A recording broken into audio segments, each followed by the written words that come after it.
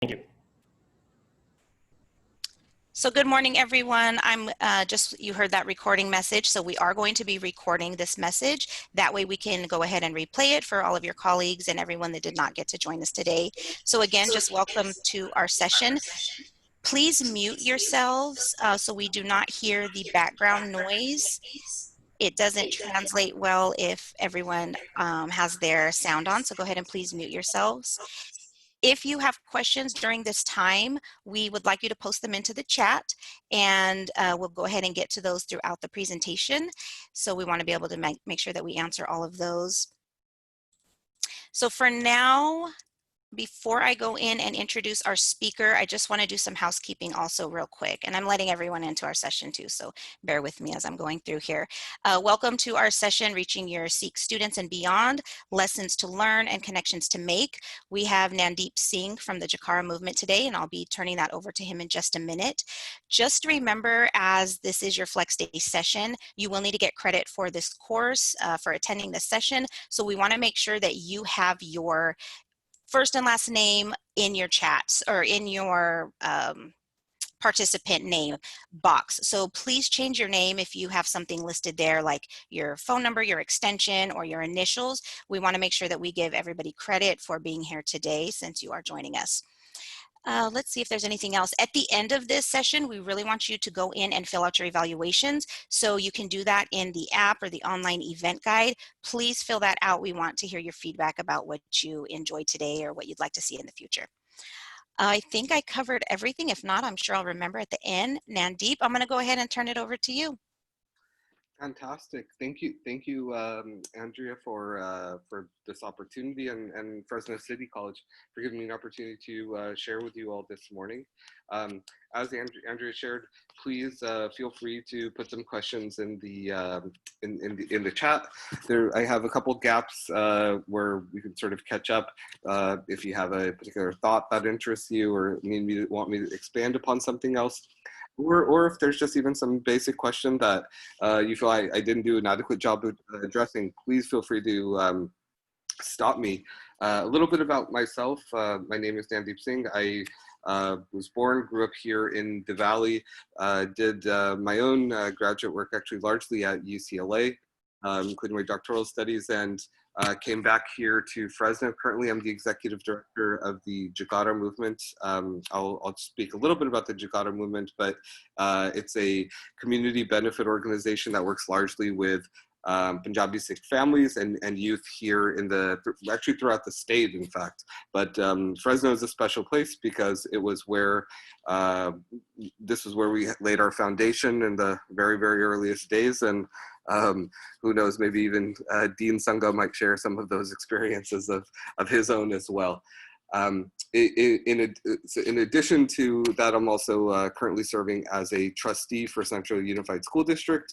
And so if there are certain pertinent educational questions, and including my own background, I actually was a high school teacher for a number of years as well, and have been a college lecturer as well. So if any of those experiences are relevant or can help me give you a little bit more information as we go on, please feel free to stop me, and we'll chat a little bit more about that. So thank you, everybody, and then I'm going to go ahead and fire up my shared screen and talk to you a little bit about your own Sikh students and how to engage with them, but also make hopefully lessons that go just beyond this particular subset of a large community that lives here in the Valley.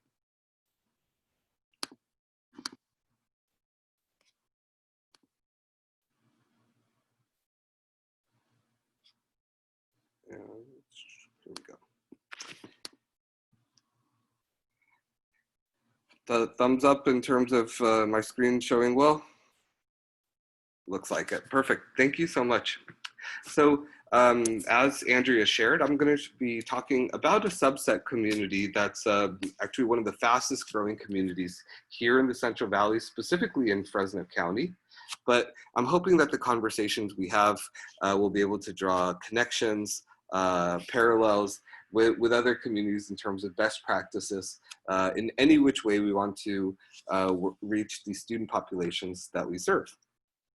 So a little bit in terms of our objectives, what I'm hoping again is to share about this fast growing demographic, talk a little bit about certain barriers to success that may be on one particular group, but applicable far beyond. And finally, some additional community resources, whether that be in your classroom or in any way in terms of your relationship with Fresno City College, where additional resources may come in play. I like to give a table of contents, so just in case you're looking at the clock, you have an idea where we are and where we need to be. And as shared, I have a couple places where I'll pause for questions, catch up on the chat box as well to make sure I'm not missing anything as we proceed. So that I'll go ahead and get started.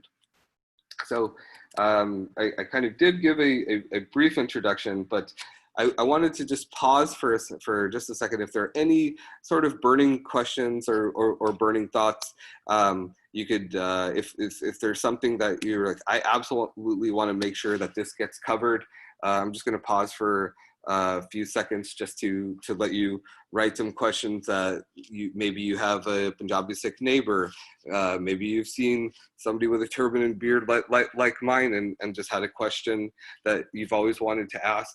So I just wanted to give a pause for just about 30 seconds to a minute to give you an opportunity just to write down a particular question.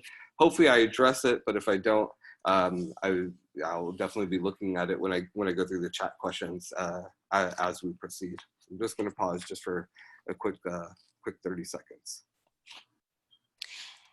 Yeah, and again, in addition to the chat, you can also raise your hand, use your little reactions down there, raise your hand. We'll go ahead and see that on the participants, and then we can call on you. You can unmute yourself, and then we can go ahead and answer that question as well. Well, I won't answer that, but Deep will answer that.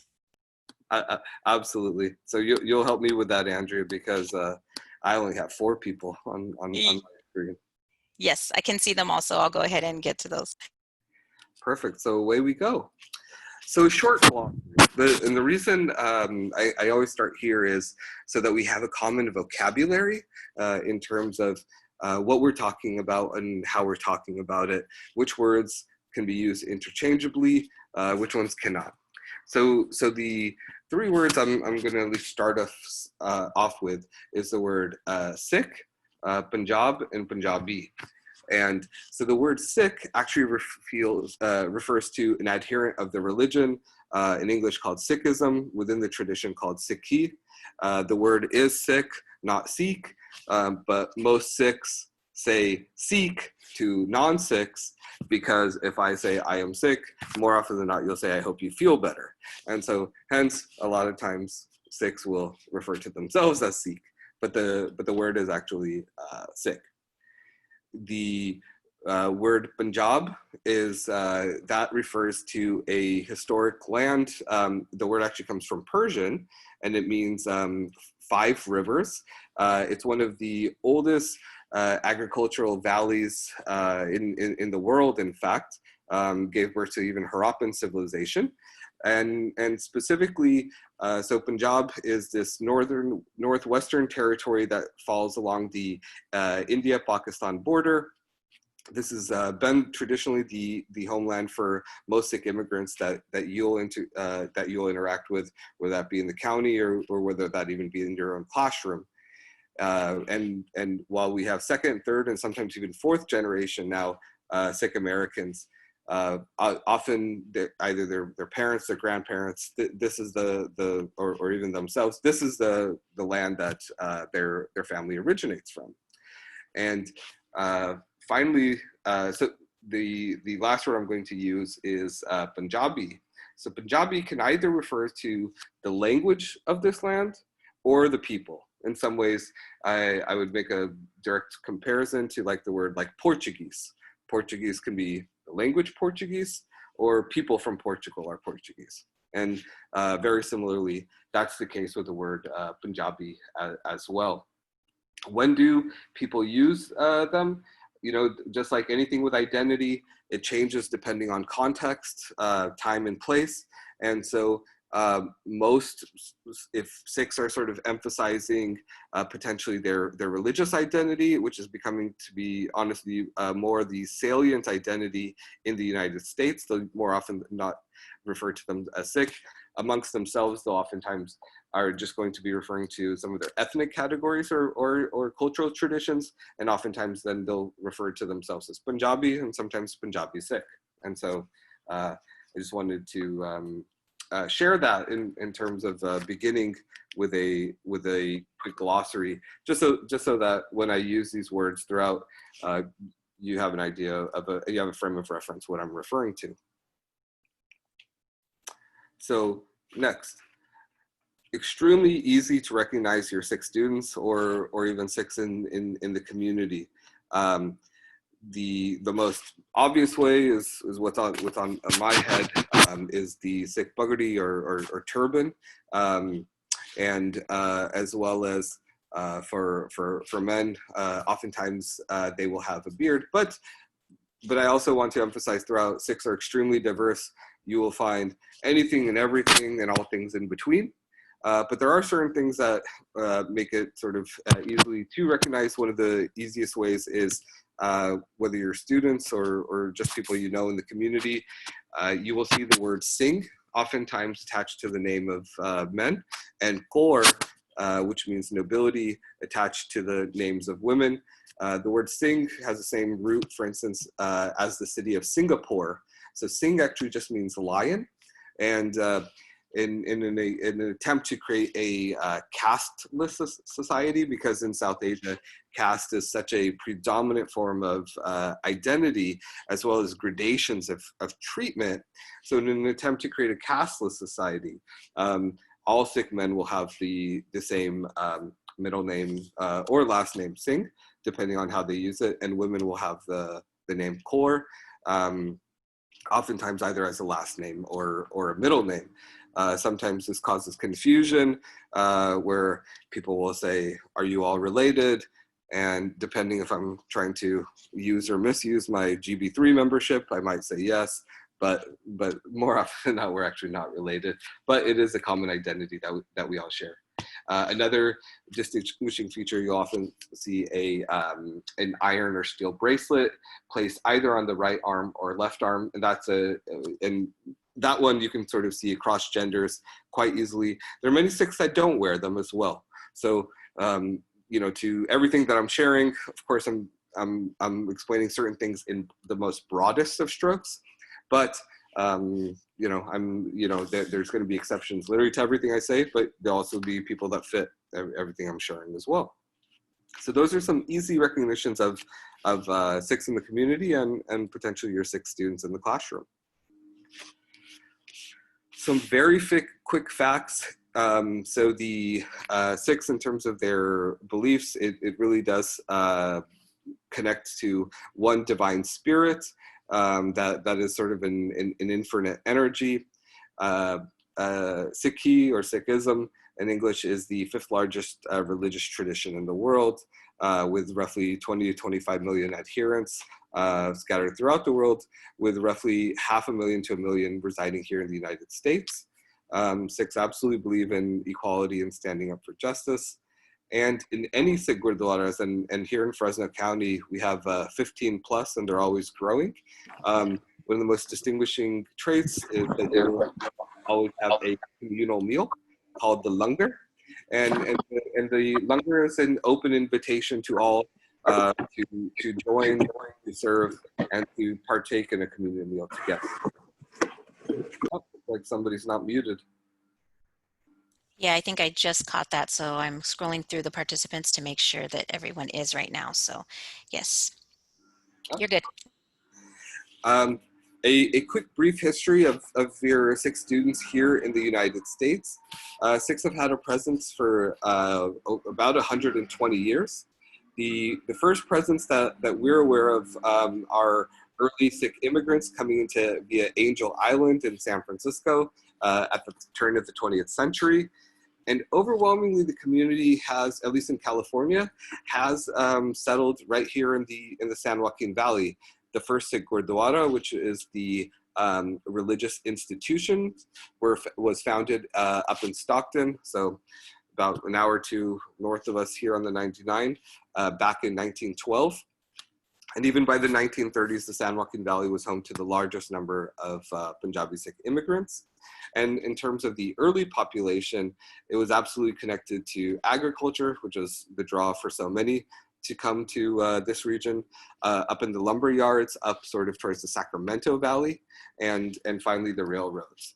And these have been, you know, for the earliest community, and really the earliest community from South Asia, from India, it was almost overwhelmingly Punjabi Sikh. So even in terms of where you have, and that may be a topic we come to, of just how much diversity you have from South Asia itself, in terms of those that were the first to immigrate here to the United States, and specifically California, there's always been a very large Punjabi Sikh presence.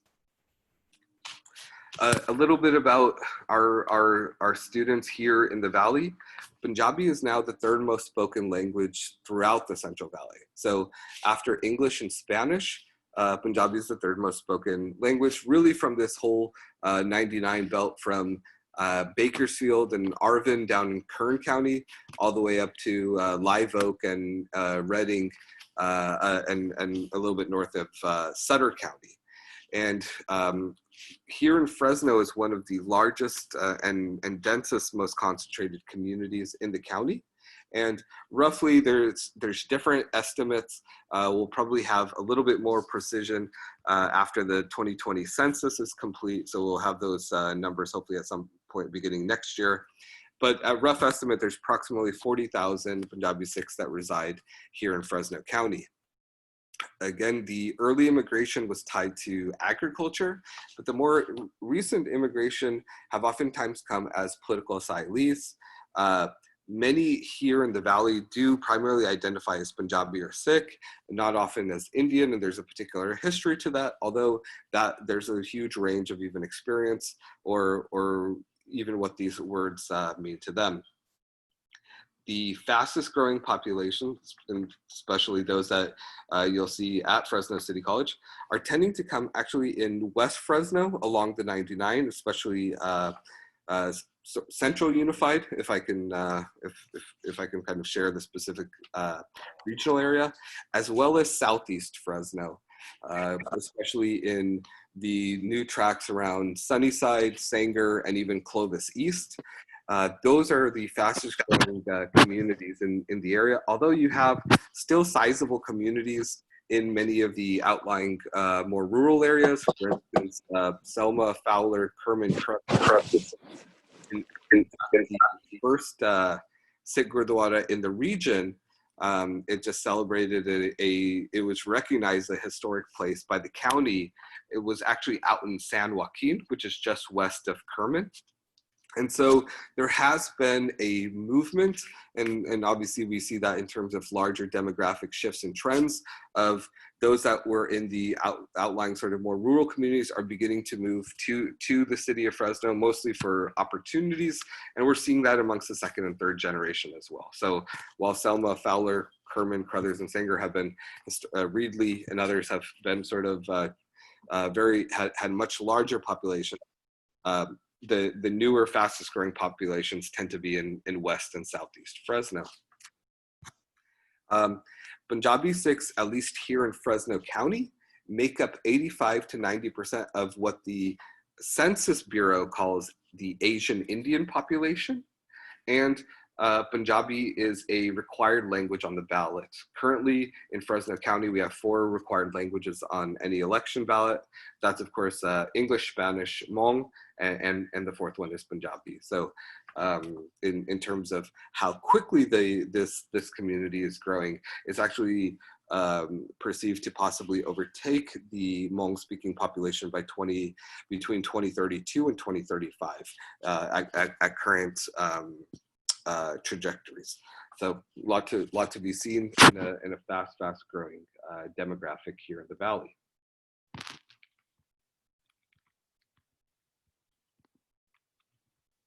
Oh.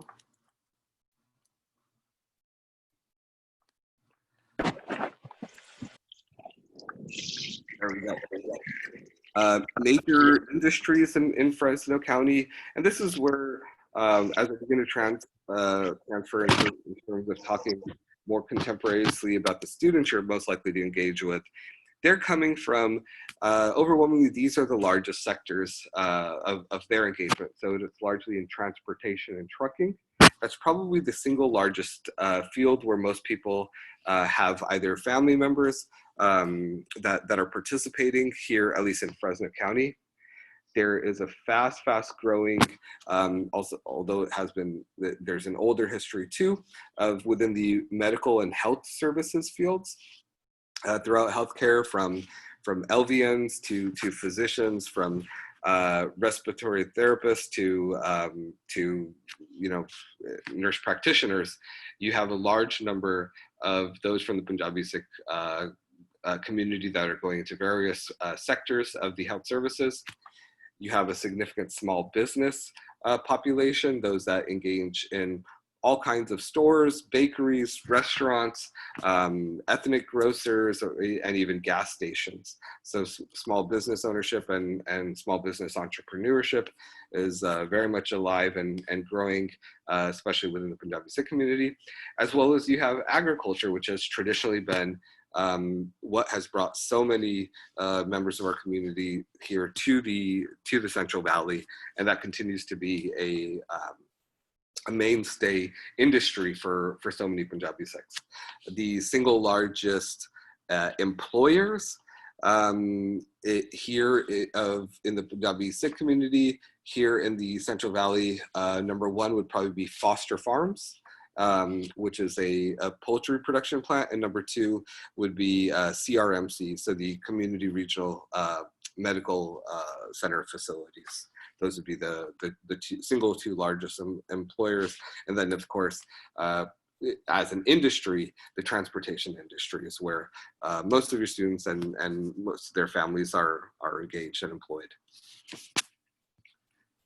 So where do family dreams connect with individual aspirations, and where do they sometimes diverge? Overwhelmingly, the students that you're engaging with, that you're connecting with, they are the first in their family to attend college. So this is a very different South Asian population than that you may hear of in the Bay Area or other metropoles, where that immigration largely came from urban areas. In the community, overwhelmingly the population has come from rural backgrounds. And many of the children that are in your classrooms are going to be the first in their families to attend college. Now, what creates slightly different pressures than others is because of migration patterns in terms of laws that were changed in 1965 specifically, which allowed those that were highly educated to settle here in the United States. Many people thus have family members who kind of started the chain migration element, that they'll have some person in their family or access to a highly educated individual in their family, but overwhelmingly they're going to be the first, they came through family resettlement, and so they're going to be the first in their families to go to college. Now, because there are examples of highly educated people within the community, there becomes a lot of pressure in terms of success, and to be honest, especially Punjabi women tend to really hold themselves to an extremely high standard, but also are balancing oftentimes their responsibilities, whether at work, obviously in the classroom, oftentimes balancing certain responsibilities at home. And so that can be sort of, in terms of how one thinks about their sort of individual aspirations linked to whatever their families may be dreaming.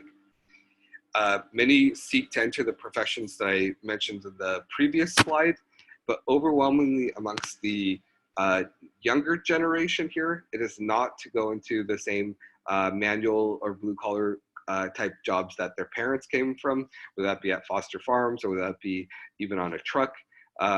and there's overwhelmingly a turn to healthcare.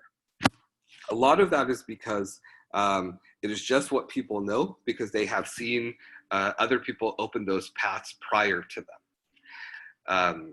You know, resiliency and hard work are extremely valued within the Punjabi Sikh community, as they are in any other community.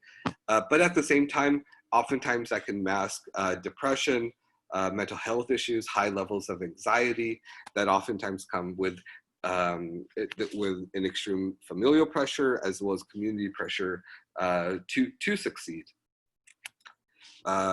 Just like in many other communities, there's quite a bit of cultural stigma around mental health support. That very much is still the case within the Punjabi Sikh community. And oftentimes, because of that stigma, to turn to that support, it can oftentimes lead to maladaptive behaviors, including alcohol abuse, which tends to be the most common maladaptive behavior, but others as well. And so oftentimes, you know, where these things are being juxtaposed and come together, sometimes they fit nicely, sometimes they clash, and sometimes it just depends on the day of the week. Certain sort of barriers and opportunity, since overwhelmingly the students are, many of them can't, oftentimes English is not their first language. In terms of the Punjabi community here in the Central Valley, overwhelmingly they're coming from non-English proficient households. And so many of the children, just like a very common story amongst many other immigrants as well, they're going to be the primary English translators, even in their household. Sometimes well, I mean, not sometimes, I mean, it's definitely the case at the high school level, it's definitely the case at the community college level, or even at the university level. There is a lack of representation in fields of education. So they do not see themselves, most will never have had a Punjabi teacher, most will never have had a Punjabi counselor. So there's a real opportunity for an instructor to, and just with all of your students, to make a real impact on a student's life. Just opening doors that they may not have seen before, showing them paths that they may not have even known before. You know, as shared, limited career are often influenced by community precedents and what the families are knowledgeable about. But just taking that opportunity to say, you know, in a sociology class, you know, that, you know, you might really want to consider pursuing this, you know, maybe getting a PhD, maybe working in the field of medical anthropology or something of the like, really has an opportunity to open new doors, because for so many students, it's really just based on what was community precedent, whatever their family might have known. And you know, especially this is the case in the social sciences and humanities. And in some ways, because of that, you have seen even the number of social services provided to the Punjabi Sikh community is very limited. And for many of you that even on this particular Zoom that didn't know that the Punjabi was the fourth most spoken language in the county and third most spoken language in the valley, it's because even many Punjabi Sikhs don't even know how large the community has become in the last 20 or so years. And their engagement with American civic life is still at a very early stage in the slope. How does one bring the community to the classroom? You know, like I'll definitely be giving my information, but really just being that bridge, utilizing local resources, you know, whether that be, and of course it depends on the subject area, but whether it be in the health, you know, putting on, for instance, health clinics or community clinics. We have over 15 local gurdwaras. The gurdwara is the center of worship. You can drive all along the 99 and you can see so many of them growing and expanding.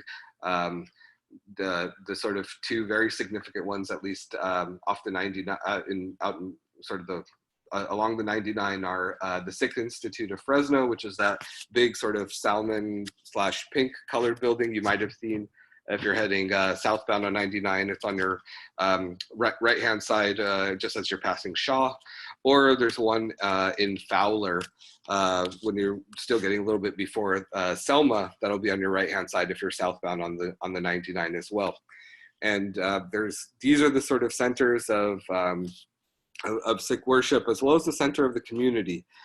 Things have changed, of course, during this COVID pandemic, but you know, they're more than welcoming to different events that maybe want to be hosted there, or even getting the opportunity to get to know sort of what the local community and what that experience is looking like. Other ways to really connect the community in the classroom is one of the fastest like growing ethnic media outlets is actually the Punjabi radio stations. So here in Fresno, we have two stations that are 24-hour a day, have Punjabi programming, AM 620, AM 1300, as well as our sort of more historic channel that does Hmong radio on the weekdays and Punjabi radio on the weekends, which is AM 900. But the number of stations continues to grow as the community continues to grow. And Fresno is a huge center for the Punjabi Sikh community's growth here in California. Whether that be partnerships with local businesses, many are looking for ways to connect and give back. And education is extremely highly valued. It's a bit transactional in terms of the idea that you know, why one gets educational, but still there's a very, very high value given to education, and those that are in the educational field do have certain sort of place of prominence within the Punjabi Sikh community. And you are seeing a rising level of civic engagement and even starting to see political representation. You have had city council members of Punjabi Sikh heritage in Kerman. The mayor of San Joaquin comes from Punjabi Sikh background, as well as even on local school boards, including myself. You know, again, how do you bring representation when people are very unlikely to see themselves or anyone that looks like themselves in the classroom? Guest speakers can be a great way. New types of case studies, new types of questions. What are the lessons from the community that you're bringing into the classroom?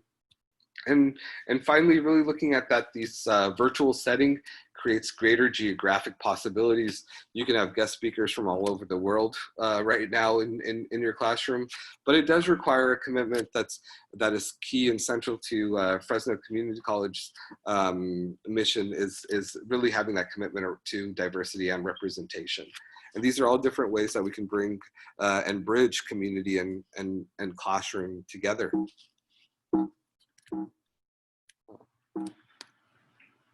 So with that, I'm going to bring us sort of together. Oh, I forgot my last screen, which was to don't know why it's freezing on me, but which was just to provide my information for those that may be interested to getting in touch with me.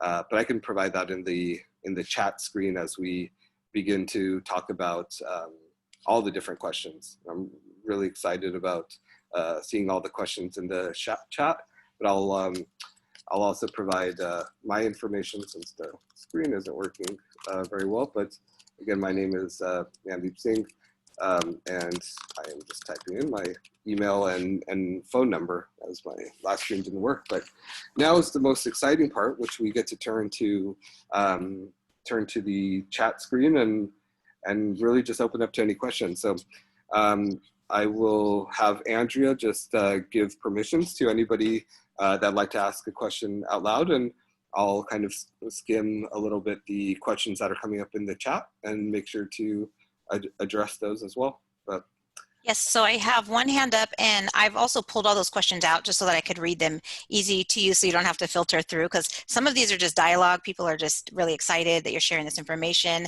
letting you know that it's interesting what you're teaching them today. But I'll go ahead, and I see Melinda's hand up. So we'll go ahead and call on Melinda. Go ahead and unmute yourself and ask your question. Thank you. I was wondering if I know of a different culture where the cultural behavior for students is to be quiet in class as a way of showing respect for the teacher. And that it's not then about not wanting to participate or, being inattentive. I was wondering, in the Sikh culture then, is there a kind of a common classroom norm for whether to be quiet or silent versus participate? Great question. So really, it's just going to depend on the person. I wouldn't really say that there's any norm in terms of whether a student participates or not, or the way they participate. I think more often than not, it'll be tied to their socialization process in terms of whatever levels of comfortability they develop in their schooling. Oftentimes, that'll come from their comfortability around English. It may come around their sort of just comfortability in terms of engaging the classroom in the classroom in general. Sometimes you'll see young women that may not be as outwardly participatory, but I can tell you plenty of examples where they are. So I wouldn't say that there's any sort of necessarily a cultural deference to not necessarily talk or participate. I think it really just depends on what was the early socialization of that child in some of their more formative and early schooling years. Thank you. All right, and then I'll go to the one over on the chat first, and then I see Janine and Naridia also have their hand up, so we'll get to those in just a second. This one comes from Nora, who's one of our instructors. She teaches a fashion merchandising course, and what are some fashion and clothing related sensitivities that she should be aware of? So she wants to make sure that in her classroom, everyone feels included as they discuss fashion and manufacturing, so I think she's really just wanting to be inclusive. Do you have any tips for her? Oh, absolutely. What a fantastic angle. I'm very excited to tackle this question, Nora. So I myself am not a very fashionable person, but most people in the community absolutely are. In terms of just opportunities to really see and experience it, you'll have Indian boutiques really throughout the Central Valley. Especially, for instance, some of the shopping centers on Ashland and Marks, you'll find some of the, or even on like Spruce and Herndon, you'll have boutiques that have the latest, especially for women's fashion, which is ever changing. And you've really seen this kind of huge starting really by leaps and bounds, sort of the attention being paid to sartorial choices by men as well, in terms of in any terms of sensitivities. I think the only one would probably be there may be some around and again it depends on the person around the turban, whether that be for men, and some women wear a turban as well, although it's a slightly different style. People do ask me about the color. They will say, why are you wearing red? Does that mean you're angry or hot today? Or why are you wearing black? And the reason I'm wearing black today is because I hope it matches my shirt. Nothing really much more than that. There are certain colors that have certain sort of significance that people will wear on especially religious occasions. Those you'll see are the sort of bright orange or a navy blue, but more often than not, really, it's just the sartorial decisions are made based on their own fashion. But Indian fashion and Indian weddings are a high, very expensive industry with a lot of different fashion choices and things constantly changing. So love the question, Nora. Love the angle you're coming out of it, and if you want to check out an Indian store or boutique, you know, my information's on the bottom. I would be happy to take you there, and I'm sure the store owner would be even happier if you spent money there. Yes, thank you. Let's go ahead and go to Janine. She's got her hand up. Janine, you can go ahead and unmute yourself. Hi, yes, good morning.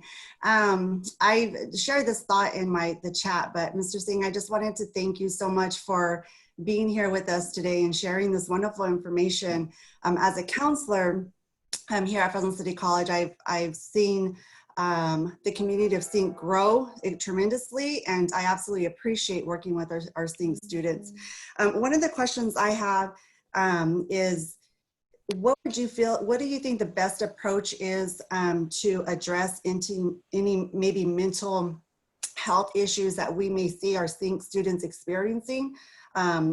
What would be the best sensitive approach when dealing with these type of issues for our students in this community? Thank you so much, Janine.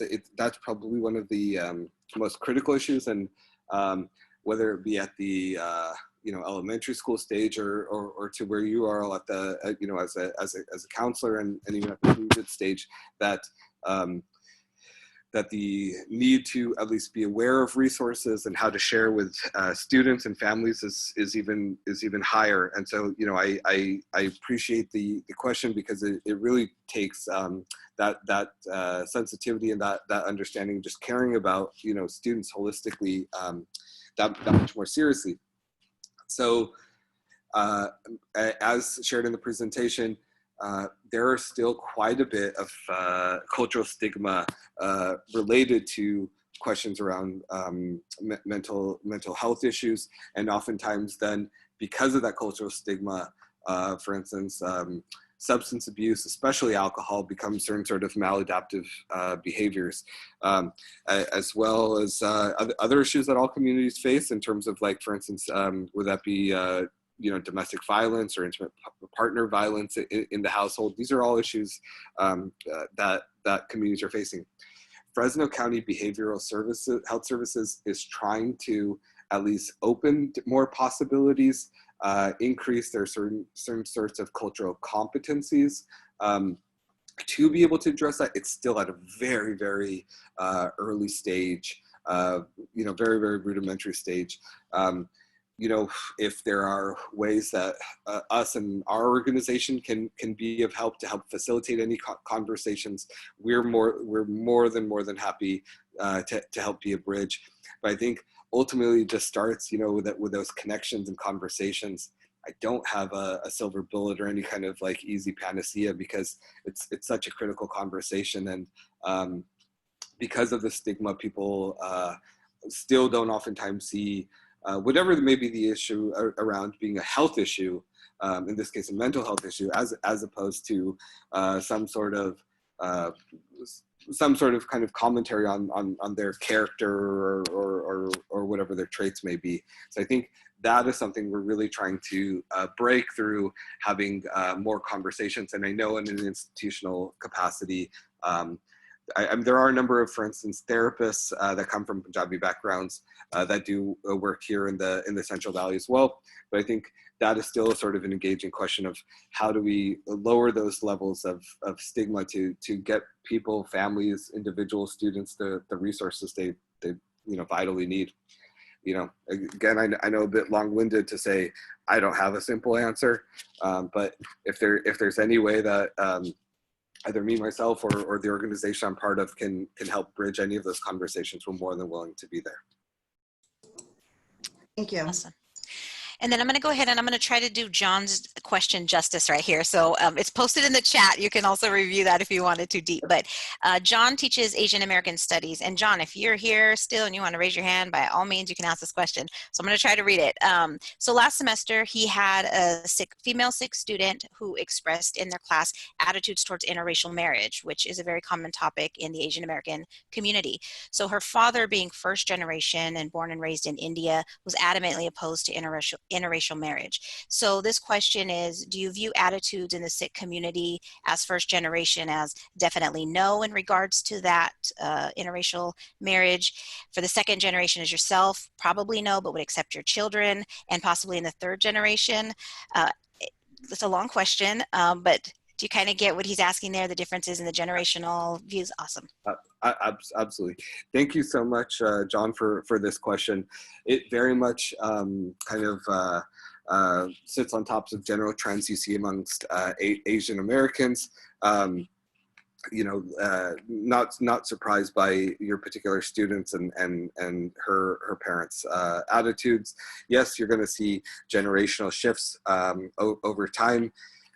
And even within Asian Americans, you have huge levels of variance, for instance, in terms of interracial marriage, especially amongst those of Japanese heritage, is very different than those of Vietnamese heritage. I think currently those of, at least in Asian is a fraught category, but those of Pakistani, Indian, and Punjabi Sikhs would probably fall under that, and maybe even more stridently so because of the rural background. And Vietnamese Americans, you see definitely overwhelmingly marriages are within, and obviously on the other side of the spectrum are those of Japanese heritage. I definitely foresee a time, which is what you're sharing, is that there will be shifts in attitudes as generations proceed. Overwhelmingly, we're still in a very first generation community right now. So not surprised at all, and very much, I think you're gonna see the attitude shift just as you're saying, over time. Awesome. And then I'm going to go ahead and pull from the hands up. So Naridia, go ahead and unmute yourself and we'll go ahead and answer your question. Yeah, I have a question. I teach Spanish in a foreign language department, and we have been developing curriculum to teach Hindi in our department, but I don't know what your thoughts are. Maybe we should change to Punjabi. We did some research. We talked to some people in the community, and we thought as a department that Hindi was a better language. But I don't know, after listening to you and other people, I don't know now. What do you think? Punjabi or Hindi? Very easily for this area, overwhelmingly it's going to be Punjabi. Just to give you an idea, and thank you so much for this question, the state of California, in terms of how they were even creating their ballots, had 600 poll places in 2018 for the primary election in 2018 that had 604 poll places that had Hindi ballots. Once, and we had worked with the US Census Bureau to make sure that the latest information was getting to the Secretary of State's office. Once they had the Punjabi language data, there are now 0 polling places in the state of California that offer Hindi, and there are now 700 something that offer Punjabi. And so my reason of sharing that is overwhelmingly in the Central Valley, the families are Punjabi speaking. There is 5 to 10% of other South Asian groups, although largely that's a very mix of Gujarati speakers. Although the concentration of Gujarati speakers is much higher, for instance, in Los Angeles and even in the Bay Area. We have a significant Urdu speaking population, much more in Madera than Fresno County, but overwhelmingly 80 to 90% would be Punjabi speakers. So if the choice is between Hindi and Punjabi, I think without a doubt, I would say Punjabi is probably going to have the most reach in terms of the students and the families you're engaging with. Very good. Okay, I'm going to go ahead and jump back to one that was asked in the chat. This is coming from Nora again, who teaches fashion merchandising. She's also concerned with microaggressions. So are there any common microaggressions that you see for these types of students that we can be aware of, so that if we're in our classroom, if we're in our office, we can address them, we can stop them, we can use that opportunity to teach students? Yeah, thank you so much, Nora. I think a lot of it, I think many immigrants will probably have experienced. I was born and grew up here in the Valley. I still remember it was at UCLA. I went to a professor's office hours, and I was asking whatever question I was asking, and she kept smiling at me and saying, "You speak English so well." And I was like, "Oh, okay, thank you." And then she said, "What kind of accent is that?" I was like, "I don't know, Fresno." And she said, "It sounds like a lovely place." And I was like, "Oh yeah, it's very lovely." I felt I should have said Timbuktu or something more interesting at that point. But microaggressions are things that just happen all the time around us, oftentimes just because we don't take the time to see each other in our full humanity. I think for certain sort of males, I think the only sort of no-goes would probably be like touching somebody's turban or head for that matter.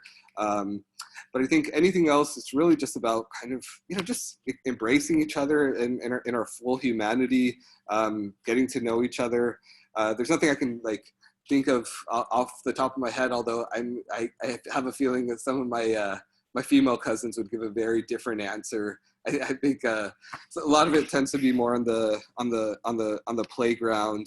I think I've heard this definitely from some of my Latino friends, where people will say, "You're so beautiful for an Indian woman or for a Latino woman." So I've heard these kinds of things. I'm seeing rolls of eyes for people that have heard these kind of things as well.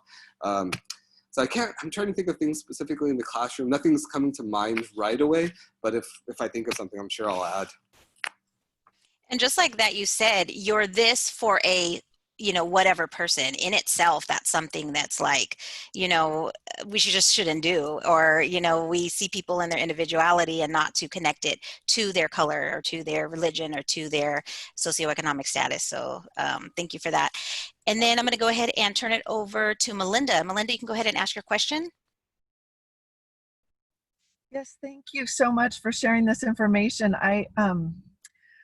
I had a situation a couple of years ago and I didn't know who to ask. So it's great that you're available and giving this presentation. I teach in the business and technology department, and one semester, so this question has to do with men and women, male-female kind of dynamics. In that semester, I had 3 male students who I believe were Sikh. I hope I'm pronouncing that right. Sikh, I heard today. And they talked nonstop through the whole class, and to the point where several of the other students in the class approached me afterwards, "Miss Mindy, you have to do something. I can't concentrate. They won't stop talking." And I did. I talked to them, a little bit, and they were super polite, friendly, nothing. I didn't get any negativity from them in a one-on-one conversation, but it felt rude during the class, more than just an occasional, it was all semester long. And I later wondered, gosh, I wonder if this is because I'm female. Is there something I could do? Because I don't want to be offensive, but I needed to kind of rein in the classroom dynamic a little bit. And I felt like I struggled all semester. And so I wanted to ask, is that just the personality of those 3 boys or young men, or is that something cultural that I wasn't cluing in on? I think my gut feeling is probably those specific three individuals. Can I ask, were they more recent immigrants, or had they seemed like they had been here for a longer period of time? I don't know the answer to that question. One of them had a pretty strong accent and the others did not. They seemed culturally American, as far as cell phones, and in that particular class we did different conversations about apps and things like that. So but again, I'm showing my ignorance. I'm sorry, I don't know, maybe those things are totally normal in the culture they came from too. So no. I don't know. Talking when the teacher is speaking is not normal at all. So I'm glad you called them out. They probably just needed to be separated. yeah, there's nothing I can think of that would necessarily be cultural. I have seen sometimes when it's more recent immigrant children, sometimes they're asking each other for help, for translations, and sometimes they'll just continue their own dialogue. Well, that shouldn't be the case. So that is just something I've seen. But in terms of didn't seem like a language issue to me. then from what you're describing, more likely they just needed to be separated. Yeah, okay. Are there any things that we should know about how men and women view the opposite gender in authority? Is that a conversation point or not? Not in this context. So there's definitely a conversation point within the community, like intra-community, but in terms of for you being an authority figure, specifically in the classroom, that really wouldn't be a component that would come into play much. Thank you. No, thank you for the question. Okay, and then we had another one come from Polly. Could you talk about arranged marriages in the Sikh community? Oh, absolutely. So as your second generation, meaning those that are grown up here in the United States, as they continue to grow and increase, you're starting to see, and you've passed, and you even have even third and sometimes fourth generations as well. How do people get to meet one another? Oftentimes, in terms of certain things are changing. Certain things are still very much the same, where people live in joint family structures. So marriages are not seen merely as between two individuals, but really are seen as weddings between families. And so, arranged marriages can mean many things. So I don't know if any of you have seen on Netflix this new series called Indian Matchmaker. So arranged marriage can mean anything from which is more likely the case, is where parents are actually introducing the two individuals, and whether they have chemistry or not, or hit it off or not, that'll be between the two of them. That's you can kind of get a look into that. I know this is a Netflix series that I don't watch, but I see a lot about on Twitter. But I think that gives you one view into it. But it's really become a mechanism just for people to get to know each other, get to meet one another. Some families may be more forceful in that. Some may just have a sort of just say like, hey, we just want you to get to know this person. They seem to have similar, whether it be certain characteristic traits or professional traits or ambitious traits that you have, but the rest is really up to you.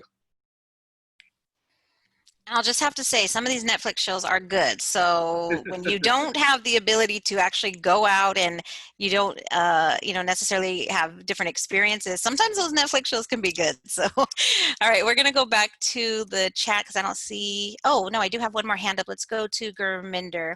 Is that G? I can't tell. It looks like the picture. Go ahead. Yes, lower your hand. Yes, I am. Again, I wanted to, as Deep was talking, I was reading some of the comments in the chat. Just one thing I would like to offer. Before I do that, I just want to thank you, Deep, very much for taking your time. We've been going back for this is 20 years now. So since 2020, we kind of met and started this. So if you have any question, I know there are a lot of questions you might still have, but that needs to be answered. You guys can reach out to me. And as well, I can see Miss Sandhu there, Sukhchan Sandhu, and then also I see Manjeet Singh, I see R.V. Kaushal. So we have a few of our kind of community members present in this group session, and as well in the FCC and SCCD family. Do not hesitate for a moment for reaching out to us. My goal is once all these things settle down, we can perhaps arrange a tour for you to visit a place of worship, because many times those mysteries are there. So again, we can take a counselor tour to those facilities and create that connection. So reach out to us without any hesitation. If you have any trouble in the classroom, perhaps with a student, please do not hesitate to reach out to me as well. I'll be more than willing to come to any of your classes, so assist you with that. In a nutshell, what Naindeep was sharing is that he's born and raised here in the United States. Half of my life was in India, half of my life was in the United States. I will bring in different perspective and kind of tips for that.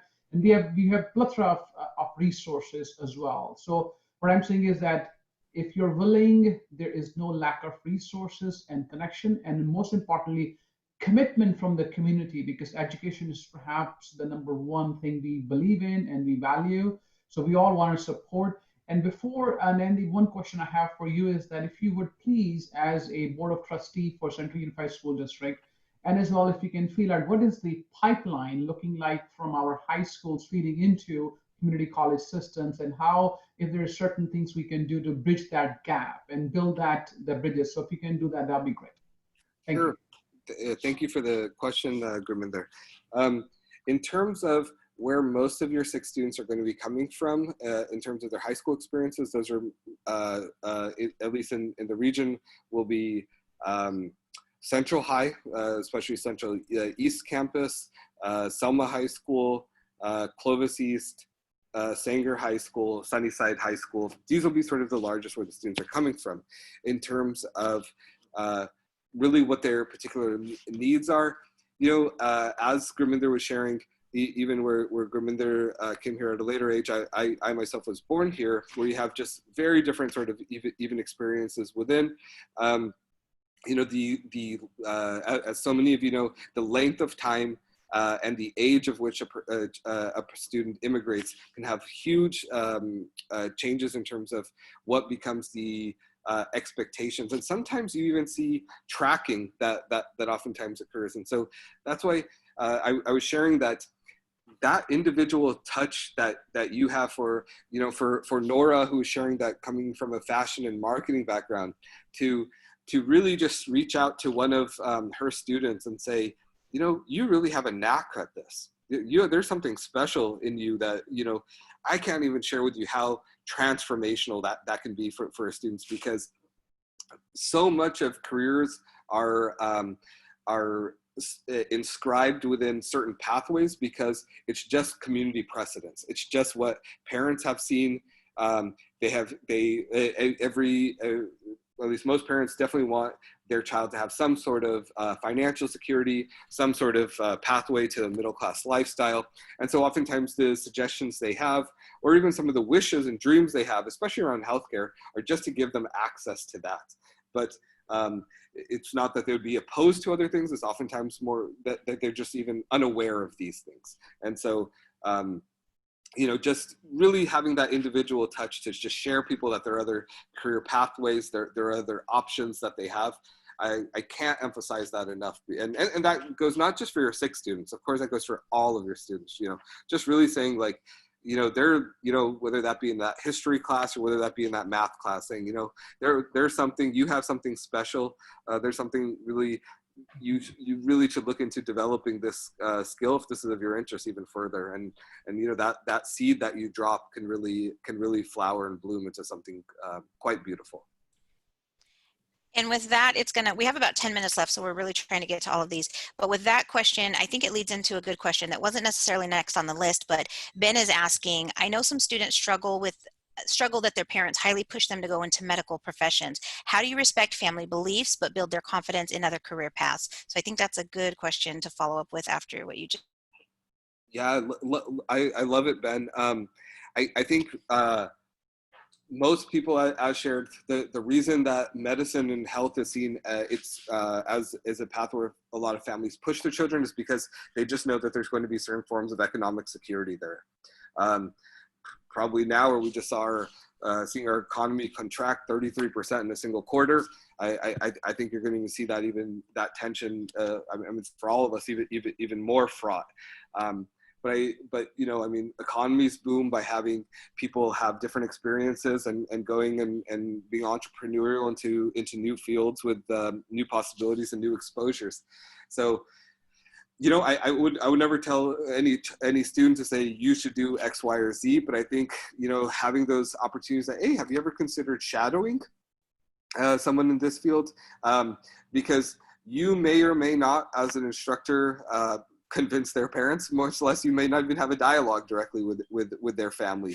But that seed that you plant in a young student's mind, that might flower, grow in any which way. And even if it seems that they may fulfill a certain sort of expectation for now, who knows what are those connections that they may be making in your class or in the experiences that they're receiving that may develop into something else later. So yeah, I think it's really just providing exposures and just taking that time to say, you know, this is something you should just take a look at. Or, you know, have you ever considered shadowing? Oh, I know somebody in this field, you know, can I connect you? And maybe you guys have a conversation. Thank you. And then we have John who has his hand up. John, go ahead and ask your question, and then I'll go ahead and lower your hand. Okay. Hi, Nadine. Nice to see you again. The question is kind of like historical, because and you had introduced like the early Sikh men that came to California about over 100 years ago, the early 20th century. And at that time, the ratio between men and women were very far apart, like 97 men and 3 women. And so some of the men married Mexican women, and obviously they had children and grandchildren. Is there, do you have any information on their descendants, or has that kind of like faded? No, they in some ways, John, that the community is part and parcel of, to be honest, it's been, I would say, much more kind of subsumed within sort of the Latinx sort of American heritage, just because, as you shared, overwhelmingly the Punjabi men married women who had some sort of roots from like related especially to Mexican heritage, and oftentimes it's because they met in the fields. There were certain similarities of culture, you know.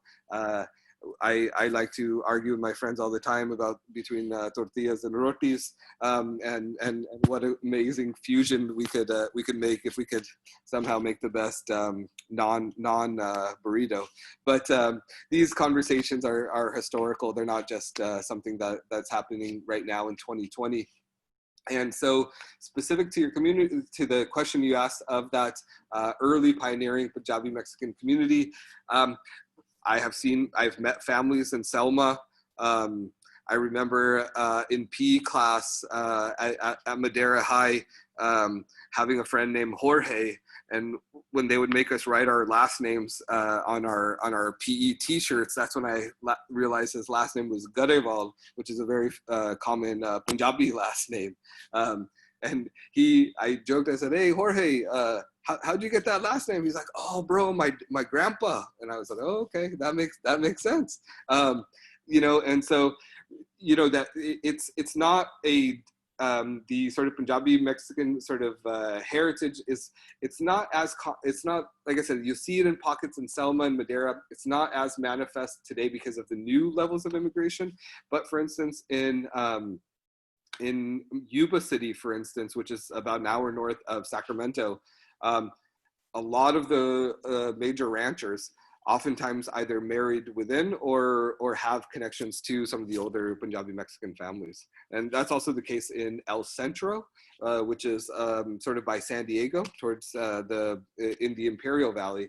In fact, one of their mayors was a gentleman named David Dillon, who came also from one of these older Punjabi Mexican families. So it's still very much there, although within Fresno, it tends to be, that older history tends to be less. And to be honest, it's much more interracial marriages happening now between Punjabi, whether men or women, and those with Latinx roots, whether they be men or women today. Thank you. And then I'll go back to the chat real quick. So I know we've got about 5 minutes left, so I'm just going to say quickly again, when you are all done with the session, please complete your survey or your evaluation. That's in the app, or it's in one more place, and I will find it real quick. What did she say it was? The online event guide. Online event guide. Thank you, Susie. I didn't know she was here. Okay, so we've got a few more questions and we've got about 5 more minutes. So, and I know I'm going to say this word wrong, so I apologize. But Susanna, she also teaches here. She is asking, are there any virtual tours of a local Gurdwara in general local. She teaches Asian art, and she'd like to incorporate that visual imagery into her classroom. And you did a great job, Andrea. Very close on Gurdwara. Thank you so much for the question around sort of virtual experiences. So I do believe there are virtual tours generically online, but more often than not, probably of the kind of most famous Gurdwara, which is in Amritsar, called the Darbar Sahib, or sometimes called the Golden Temple. I do not believe there's anything of the like yet in any of the Gurdwaras here locally in Fresno County, but I think that's an awesome conversation for to have, and I'm sure Gurminder would be able to help figure out sort of the resources to put something like that together. I know, you know, obviously, you know, in the midst of a COVID pandemic, it makes much more sense to think about things virtually in a way that we just hadn't before. You know, back in March or maybe in February, we would have just invited you, as we take so many community members in all the time. But you know, under the conditions, you know, obviously we want to prioritize safety. I think this sort of virtual experience may be something that we can look into, and I'll probably defer a bit to Gurminder's expertise to help put something like that together. Yeah, and he does offer that. He says reach out to them. They can help organize a tour. And then I think we have room for one last question, which there's only 2 left, but you did kind of talk about mental health a little earlier. So I'm going to go to Denise's question. Could you elaborate a little bit more on the names Singh and Kaur? If I understand, if it is listed as a last name, it could be really not a last name, more of a title. If so, what might students' last names be on their attendance rolls? Oh, interesting. So whatever you see on their attendance would be actually whatever their legal name is. So overwhelmingly, at least Sikh men will have Singh either as their last name or their middle name. It'll be in one of the 2 spots. It's oftentimes just happens to be whatever, when the family was immigrating, whatever their paperwork said in India, which was transposed. So you know, it would be very common, for instance, and people would ask, like, wouldn't people get confused if everyone had the same names? But for instance, if Gurminder and I knew each other in Punjab, it'd be very easy for me to say Gurminder Singh and then say his village name as a way to identify which specific Gurminder I'm speaking about. And so in terms of their attendance rolls, whatever's written, that's going to be whatever their legal name is. And whether Singh is their middle name or Singh is their last name, that, you know, like I said, it's just whatever their families tended to write. And similarly for women, Kaur can either be a middle name or a last name. Oftentimes I've seen certain preferences that have changed over time in terms of like immigration histories. For instance, in Canada, they really, it's interesting because in some ways how legal policy can almost enforce even a certain sort of casteism, where in Canada there was a couple of years where they would not allow Sikhs that were migrating to write Singh as their last name. They actually in some ways forced a third name, whether that be their village, whether it be their caste title, or whatever the case may be. And so I haven't heard that necessarily ever in the United States, but again, whatever is written on their roll call, that I assume that would probably be their legally registered name. Great, thank you. So that was our last question that we would be able to answer. Elise, I know you asked a really good question about the Sikh disposition towards health, mental and health services, and having, you know, sometimes meeting resistance from some students, whether that's cultural. So like G was mentioning, you have a lot of other resources here. So even though Deep's not gonna be here with us after, we have Manjeet Singh, who is one of our counselors here. We have Arvi Kushal, who is our counselor. We have G. So you do have other resources, and we hope you reach out to those, because unfortunately our session is ending right now at 10:45. We want to be able to give you the opportunity to get over to your next session. Susie has posted the online event guide in the chat, so you can go ahead and get that, access it easily.